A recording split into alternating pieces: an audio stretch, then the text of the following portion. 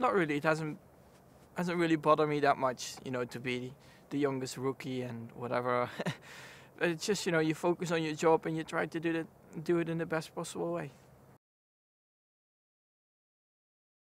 My goals for this year are, you know, be very consistent, don't make silly mistakes, and try to take a lot of points home.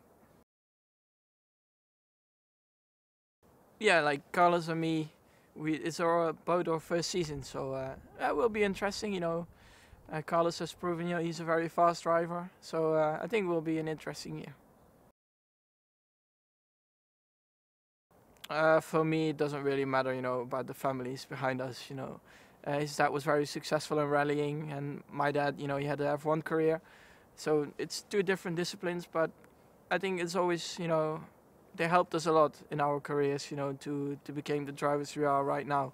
So yeah, for sure we have to thank them a lot, and it's, you know, it's nice to see them around.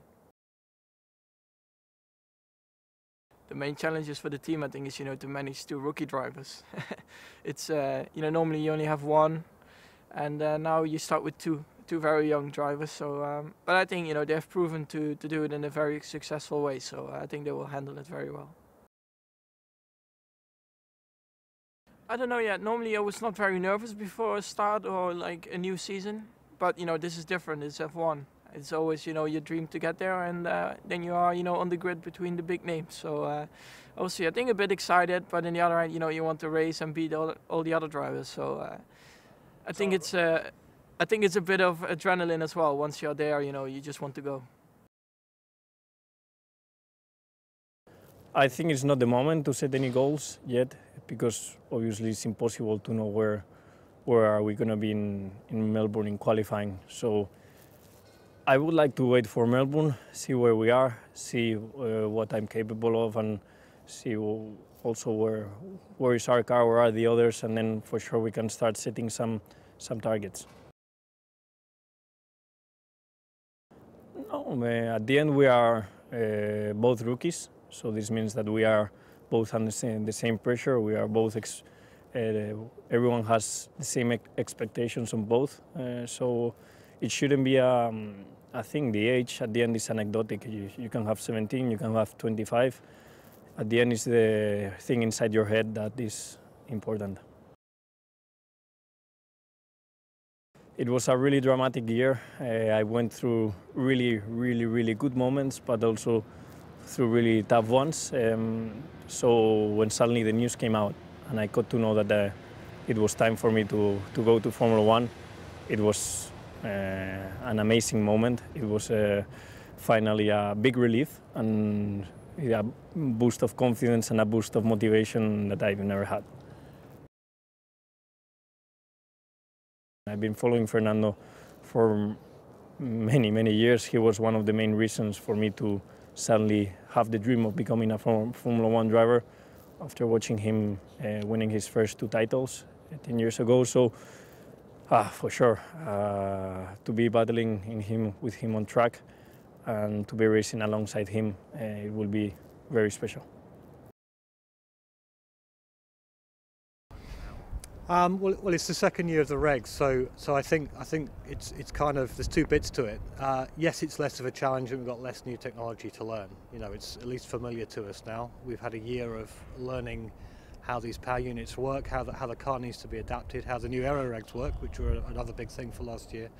And it's a case of refining, you know, and developing around a lot of those known quantities. But equally, in the second year of regs is when you begin to perhaps see the grid begin to spread apart a bit more, and that's as, you know, your budget and your team size, etc., begin to allow you to develop harder and faster. So I think it's important to not be too conservative as well in the second year of the regs, and push very hard to try and keep up with the rest. I think there were many lessons. I guess the biggest one was that the power unit is a much bigger performance differentiator now than we've been used to for years and years, and that there's much work to do on it as well. It's a very complicated thing, and I think the power unit suppliers have all done a fantastic job to make last year and get their power units working. But it's a much more complicated situation with power units. So I think we learnt a lot about the challenge of the power units and the fact that there's still a long way to go with them.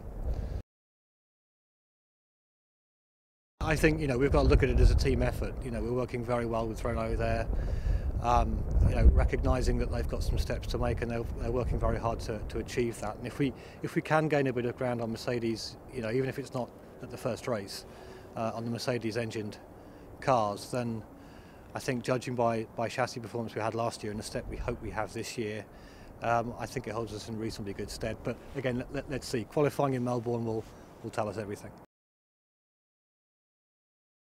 We've been quite aggressive with the car's design. It's very tightly packaged, much more so than last year. We learned some good lessons last year. So we're very happy with the packaging. When you look at the car, you can kind of see almost the outline of the bodywork and all the bits underneath it. And the bodywork just tops it off. So although I'm sure you could go further steps than we have, I think we've made a very good step there.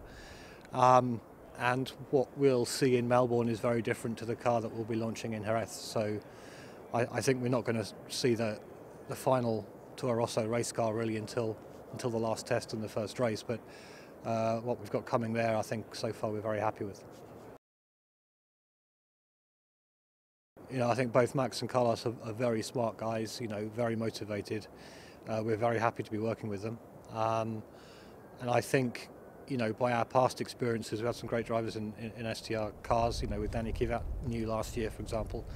He very quickly got up to speed with the technical side and was able to give extremely confident feedback very early, and our feeling is that Carlos and Max will be able to do the same. But we have a very clear winter testing program to make sure that they're both in a position to maximise their performance at the start of the season. We can't afford to wait in that respect. And I think quickly they'll learn what they need to feed back to us and how to feel the various things in the car. So yeah, there's a challenge for us to work on that, and the drivers as well. But I don't view it as that much of an issue come the start of the season.